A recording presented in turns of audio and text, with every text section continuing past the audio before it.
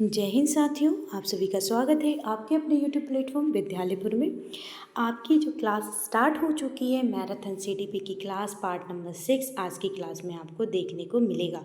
आज जो हम पार्ट नंबर 6 आप लोगों के लिए लेकर आए हैं मैराथन क्लास में, सुपर फास्ट रिवीजन क्लास में, इसको ज़रूर एक बार प्लीज़ सब लोग मिलकर शेयर कर दें ताकि सभी लोगों तक अपनी जो इम्पोर्टेंट क्लास है ये पहुंच सके, ताकि सब लोग अपनी इस क्लास का रिवीजन लेकर और अपने जो आने वाले एग्ज़ाम है, जिन लोगों का भी एग्ज़ाम नहीं हुए उसका आपका फ़ायदा ले सकें।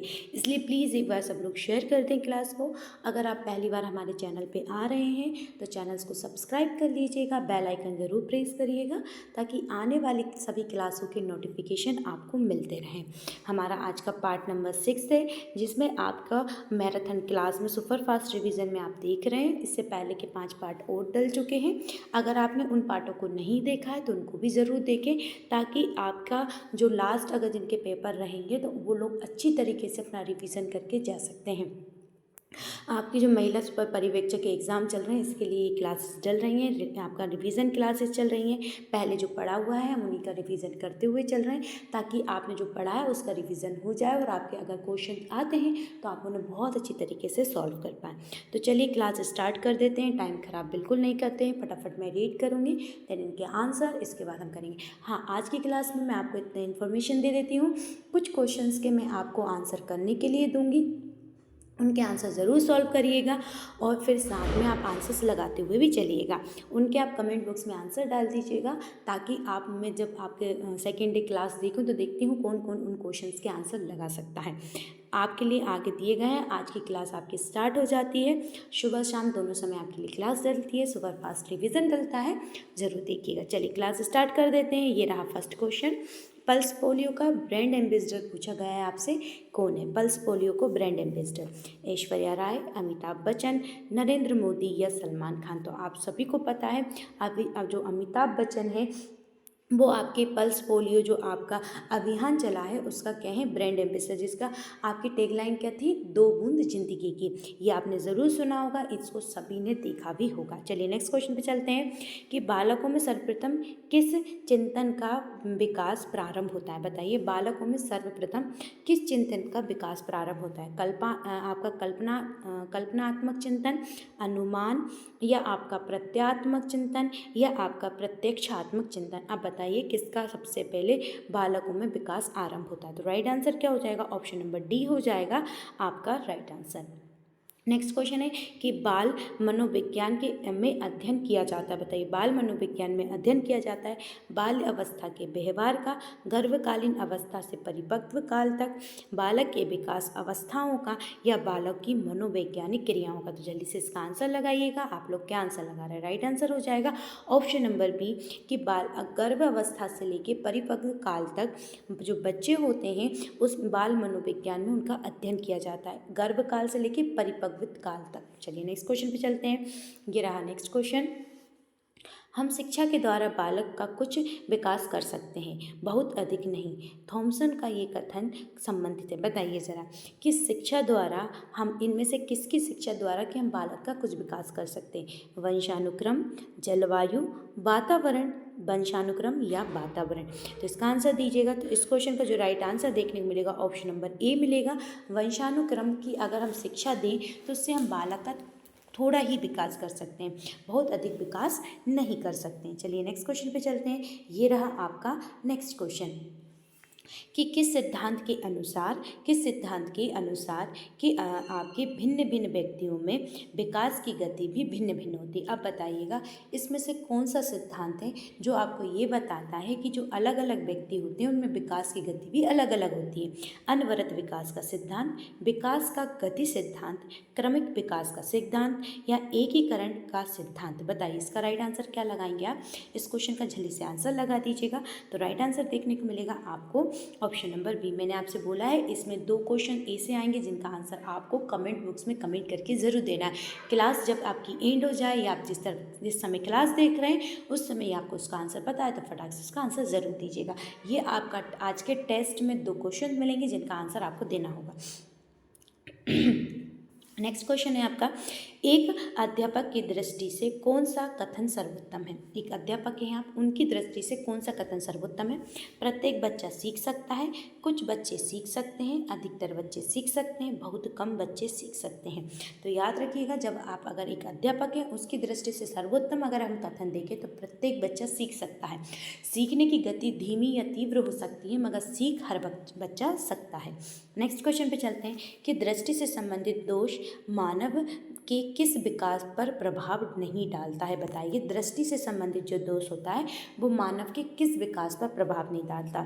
शारीरिक एवं मानसिक, शैक्षणिक एवं व्यवस्थित, आपका व्यावसायिक, सांस्कृतिक या संवेगात्मक। अगर दृष्टि से संबंधित कोई दोष किसी मानव में है, किसी बच्चे में है, तो वो उसके कौन से विकास पर प्रभाव नहीं डालेगा? इसका आंसर हो जाएगा आपके सांस्कृतिक विकास पर प्रभाव नहीं डालेगा। नेक्स्ट क्वेश्चन है, जो बालक शैक्षणिक रूप से पिछड़े हैं उनके विषय में सत्य है? बताइए, जो बालक शैक्षणिक रूप से अगर पिछड़े हैं उनके विषय में सत्य बताना है आपको। पढ़ाई में पिछड़ा है, घर बार समाज में पिछड़ा है, मानसिक रूप से पिछड़ा है, इनमें से कोई नहीं। तो आंसर दीजिएगा इस क्वेश्चन का। इस क्वेश्चन का जो राइट आंसर आपको देखने मिलेगा ऑप्शन नंबर ए मिलेगा, पढ़ाई में पिछड़ा है। नेक्स्ट क्वेश्चन है, जो बच्चा शारीरिक रूप से सक्षम है यह निम्न में से किस प्रकार का नहीं हो सकता? अगर कोई बच्चा शारीरिक रूप से सक्षम है तो वो किस प्रकार का नहीं हो सकता? लंगड़ा, पोलियोग्रस्त, जड़ बुद्धि या दृष्टि बाधित। बताइए, शारीरिक रूप से कैसा है? स्वस्थ है, मगर इनमें से वो एक प्रकार का नहीं हो सकता। लंगड़ा है फिर भी शारीरिक रूप से स्वस्थ है, पोलियोग्रस्त है फिर भी है क्या, जड़ बुद्धि है फिर भी है क्या, दृष्टि बाधित है फिर भी है क्या, ऐसा आपको एक बताना है। तो राइट आंसर हो जाएगा इसका ऑप्शन नंबर सी, जड़ बुद्धि नहीं हो सकता। अगर शारीरिक रूप से स्वस्थ है तो वह जड़ बुद्धि नहीं होगा। नेक्स्ट क्वेश्चन है आपका, किस अवस्था के बालक की देखभाल आवश्यक होती है? बताइए, इनमें से किस अवस्था के बालक की देखभाल आवश्यक होती है? बाल्य अवस्था, शैशवावस्था, किशोरावस्था या ये सभी? बताइए, किस अवस्था के बालक की देखभाल आवश्यक होती है? बाल्यावस्था, शैशवावस्था, किशोरावस्था, ये सभी। तो राइट आंसर क्या हो जाएगा? ऑप्शन नंबर डी हो जाएगा, ये सभी। नेक्स्ट क्वेश्चन पे चलते हैं, किशोरावस्था में संरक्षण की अवस्था किस क्षेत्र में होती है? बताइए, आपकी किशोर अवस्था में संरक्षण की अवस्था किस क्षेत्र में होती है? शैक्षिक अवस्था, व्यक्तिगत अवस्था, व्यावसायिक है या ये सभी है? इसका आंसर दीजिएगा कि इसका आंसर क्या होने वाला है कि शैक्षणिक, व्यक्तिगत, व्यावसायिक या ये सभी। तो राइट आंसर हो जाएगा ऑप्शन नंबर डी, ये सभी। तो किशोर अवस्था में संरक्षण की अवस्था किस क्षेत्र में होती है? तो शैक्षणिक क्षेत्र में भी होगी, व्यक्तिगत क्षेत्र में भी होगी और आपका हम बोल सकते हैं व्यावसायिक क्षेत्र में भी होगी। नेक्स्ट क्वेश्चन चलते हैं, संस्थागत शिक्षा साधन है? बताइए, परिवार, समाज, स्कूल, मित्र मंडल। संस्थागत शिक्षा साधन है परिवार, समाज, स्कूल, आपका मित्र मंडली। राइट आंसर हो जाएगा ऑप्शन नंबर डी। क्या हो जाएगा आपका? ऑप्शन नंबर डी हो जाएगा। गैर संस्थागत देखभाल की विशेषता नहीं है, गैर संस्थागत देखभाल की विशेषता नहीं है। सर्वांगीण विकास, उद्देश्यपूर्ण स्वाभाविक जीवन से संबंधित अनुभवों पर आधारित। बताइए, गैर संस्थागत देखभाल की विशेषता नहीं है आपका सर्वांगीण विकास, उद्देश्यपूर्ण स्वाभाविक जीवन से संबंधित या अनुभवों का अभाव। राइट आंसर हो जाएगा ऑप्शन नंबर डी। चलिए नेक्स्ट क्वेश्चन बताइएगा कि आपका ये लिखा है एलिसा है। बताइए, एलिसा किस में टेस्ट होता है? एलिसा टेस्ट जो होता है वो किस में किया जाता है? तपेदिक, एड्स, कैंसर या ज्वर? चलिए इसे आंसर दीजिएगा। इस क्वेश्चन का जो राइट आंसर हो जाएगा एड्स। तो याद रखिएगा, एलिसा टेस्ट जो किया जाता है वो एड्स के लिए किया जाता है, एड्स की जांच के लिए किया जाता है। नेक्स्ट क्वेश्चन है, भारत में एड्स HIV महामारी की पहली घटना किस वर्ष संज्ञान में आई थी? बताइएगा कि भारत में पहली बार जो एड्स महामारी हुई थी वो कब आपके भारत में पता चली थी? इसका पूछा गया है। इससे आपका 1976, 1986, 1996 या 1999? राइट आंसर क्या हो जाएगा? ऑप्शन नंबर बी, 1986 में पहली बार आपका एड्स के बारे में पता चला था। नेक्स्ट क्वेश्चन है, नाकों का संबंध किस की रोकथाम से? बताइए, नाकों का एड्स, कैंसर, छोटी माता या बेरी? बताइए, नाकों का पूछा गया है आपसे। तो राइट आंसर हो जाएगा कैंसर। कैंसर से संबंधित है आपका नाकों। नेक्स्ट क्वेश्चन है एड्स शब्द के अक्षर ए का पूर्ण विस्तार है, बताइएगा। इसमें से जो आपका एड्स शब्द होता है, एड्स में जब हम बोलते हैं आपका, तो उसका जो फर्स्ट ए वर्ड दिया है इसका आंसर क्या होगा आपका। जल्दी से इसका आंसर दीजिएगा कि इस क्वेश्चन का राइट आंसर क्या होगा, तो आ जाएगा एक्वायर। चलिए नेक्स्ट क्वेश्चन पे चलते हैं। माइक्रो न्यूट्रिएंट्स ये हैं, बताइए माइक्रो न्यूट्रिएंट्स किसे बोलेंगे। जिनकी आवश्यकता कम मात्रा में होती है, जिनकी आवश्यकता अधिक मात्रा में होती है, जिनकी आवश्यकता नहीं होती है, जिनकी आवश्यकता होती है। बताइए इसका आंसर क्या होगा। तो इस क्वेश्चन का जो राइट आंसर हो जाएगा वो हो जाएगा ऑप्शन नंबर आपका ए। जिनकी आवश्यकता कम मात्रा में होती है वो माइक्रो न्यूट्रिएंट्स होते हैं। क्या होते हैं, माइक्रो न्यूट्रिएंट्स। नेक्स्ट क्वेश्चन पे चलते हैं कि महिलाओं के पुरुषों के समान कार्य के लिए समान वेतन की बात किस अनुच्छेद में की गई है। मतलब महिला और पुरुष अगर किसी एक ही जगह काम कर रहे हों, सेम काम कर रहे हैं, तो उनके लिए सेम वेतन दिया जाएगा। आपका 33, 35, 37 या आपका 39, बताइएगा किस अनुच्छेद में दिया गया है। ये आपका HW है। इसका होमवर्क आपको मुझे कमेंट बॉक्स में कमेंट करके देना है। इस क्वेश्चन का मैंने आपसे पहले ही बोला था, 2 क्वेश्चंस मैं आपको HW में ज़रूर दूंगी, जिनका आपको आंसर मुझे कमेंट बॉक्स में कमेंट करके देना है। ये रहा नेक्स्ट क्वेश्चन कि बच्चों से बलपूर्वक काम कराने से रोक किस अनुच्छेद में वर्णित है। बताइएगा कि बच्चों से अगर आप बलपूर्वक काम करवा रहे हैं उसकी रोकथाम के लिए कौन से अनुच्छेद में दिया गया। अनुच्छेद 21, अनुच्छेद 22, अनुच्छेद 23 या अनुच्छेद 24। तो जल्दी से आंसर दीजिएगा। तो राइट आंसर हो जाएगा अनुच्छेद 23। अनुच्छेद 23 में ये दे रखा है यूएनओ द्वारा बच्चों को कौन सा अधिकार नहीं दिया गया है। जो यूएनओ है उसके द्वारा कौन सा अधिकार नहीं दिया है बच्चों को। जीने का अधिकार, विकास का अधिकार, सुरक्षा का अधिकार या पलायन का अधिकार। तो इसका राइट आंसर हो जाएगा ऑप्शन नंबर डी। आपको जीने का भी अधिकार है, विकास का अधिकार है, शिक्षा का अधिकार है, मगर बच्चे पलायन नहीं कर सकते। नेक्स्ट क्वेश्चन है आपका कौन सा अधिनियम स्वतंत्र भारत में नहीं बना था। अब इनमें से एक अधिनियम है जो स्वतंत्र भारत का नहीं है। सती प्रथा, घरेलू हिंसा, दहेज प्रथा, खाद्य सुरक्षा। Right answer option number A हो जाएगा सती प्रथा। ये आपको याद होगा, ये सती प्रथा का जो अधिनियम आया था ये आपका हम बोल सकते हैं जब देश आज़ाद नहीं हुआ था उससे पहले अंग्रेजों द्वारा लाया गया था। नेक्स्ट क्वेश्चन है आपका शिक्षा का अधिकार के संबंध में सही है। बताइए शिक्षा के अधिकार में संबंध में सही है। 1 अप्रैल 2010 से लागू, केवल 6 वर्ष से 14 वर्ष तक के लड़कों पर लागू, केवल 16 आपसे 6 वर्ष से 14 वर्ष तक की लड़कियों पर लागू, ये संविधान में शामिल नहीं है। बताइए शिक्षा का अधिकार का क्या है। तो ये 1 अप्रैल 2010 को लागू हुआ था। ये वाले ऑप्शन गलत है। नेक्स्ट क्वेश्चन पे चलते हैं कि बाल विवाह प्रतिषेध अधिनियम कब बना। बाल विवाह प्रतिषेध अधिनियम कब बना। 2005, 2006, 2007, 2004। बताइए इसका राइट आंसर क्या होगा। तो राइट आंसर हो जाएगा ऑप्शन नंबर बी, 2006 में बना। तो बाल विवाह प्रतिषेध अधिनियम जो है वो 2006 में बना था। किस अधिनियम के लिए संसद का संयुक्त अधिवेशन हुआ था। बताइए इनमें से किस अधिनियम के लिए संसद का संयुक्त आपका अधिवेशन हुआ था। दहेज, खाद्य सुरक्षा, बाल विवाह या आपकी शिक्षा, निःशुल्क शिक्षा के लिए। तो याद रखिएगा जब दहेज प्रथा अधिनियम आया था उसके लिए पहली बार संसद में आपकी कौन सी बैठक हुई थी, संयुक्त, जिसमें लोकसभा और राज्यसभा दोनों के आपके जो सांसद थे उन लोगों ने संयुक्त रूप से इसकी बैठक की थी। मानव की सबसे बड़ी ग्रंथि कौन सी होती है। थाइमस, पिट्यूटरी, लीवर या आपका पृथक। तो इसका आंसर देखिए ये वृक्क लिखा है। तो राइट आंसर हो जाएगा option number C, liver. Liver जो होता है मानव की सबसे बड़ी ग्रंथि होती है। आपकी पीलिया हो जाता है यदि इसका स्त्राव बढ़ जाता है। इनमें से किसका स्त्राव बढ़ने से आपको पीलिया हो जाता है।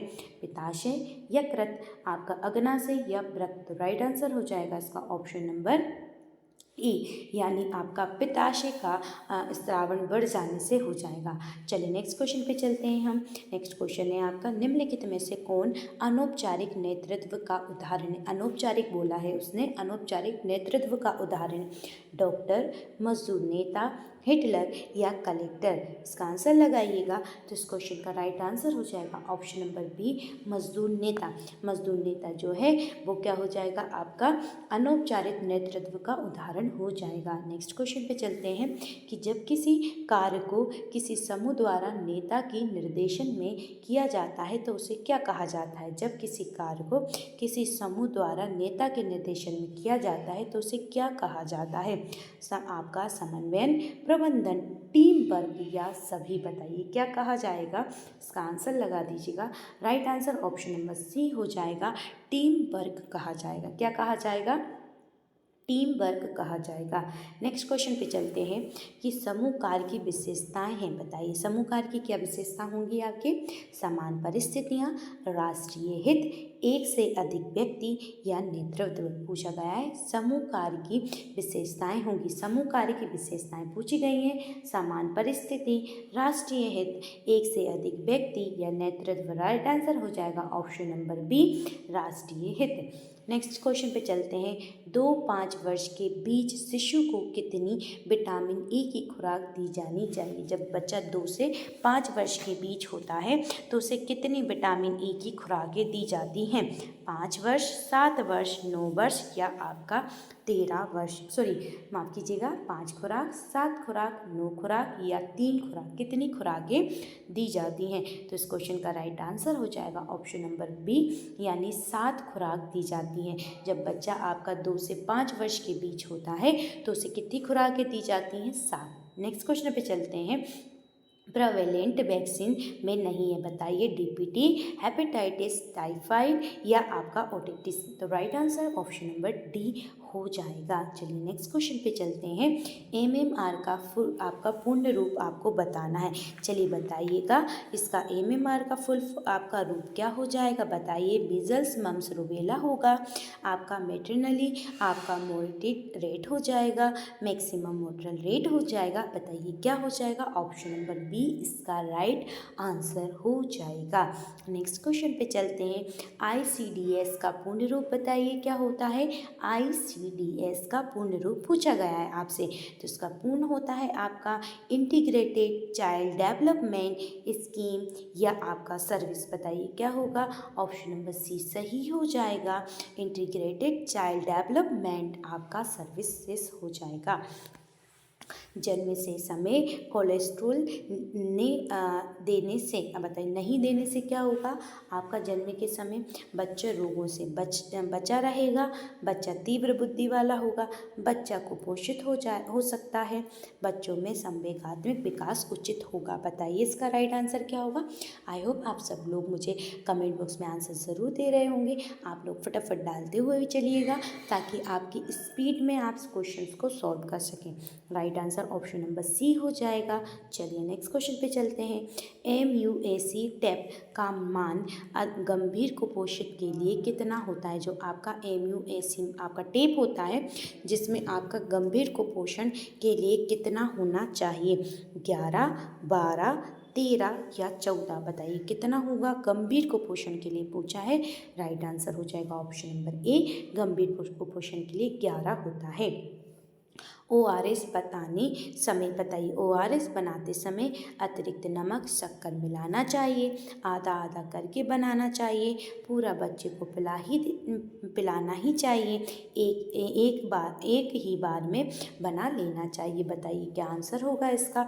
तो इस क्वेश्चन का जो राइट आंसर होगा ऑप्शन नंबर डी होगा, एक बार में ही बना लेना चाहिए। दस्त में किस तत्व की खुराक दवाई की आवश्यकता होती है। बताइए जब बच्चों को दस्त लग जाते हैं तो उनके लिए कौन सी खुराक दी जाती है। आपकी कैल्शियम, तांबा, आयरन या जस्ता। कौन सी खुराक दी जाती है बच्चों को जब दस्त लग जाते हैं। राइट आंसर हो जाएगा ऑप्शन नंबर आपका डी, जस्ता। जब बच्चों को दस्त लगते हैं तो उन्हें जस्ते की खुराक दी जाती है। नेक्स्ट क्वेश्चन है आपका, नाल के संदर्भ में सत्य है। जो नाल है उसके संदर्भ में सत्य बताना है। माँ शिशु के मध्य सेतु, पोषण पहुँचाने का माध्यम, बीमारी पहुँच सकती हैं। बताइए तो right answer option number D हो जाएगा, ये सभी। जब माँ शिशु के मध्य सेतु कब काम भी करता है, पोषण आपके पहुँचाने का भी माध्यम है और आपकी कुछ बीमारियों को भी ये पहुँचा देता है। नेक्स्ट क्वेश्चन है आपका, बाल विकास क्या है?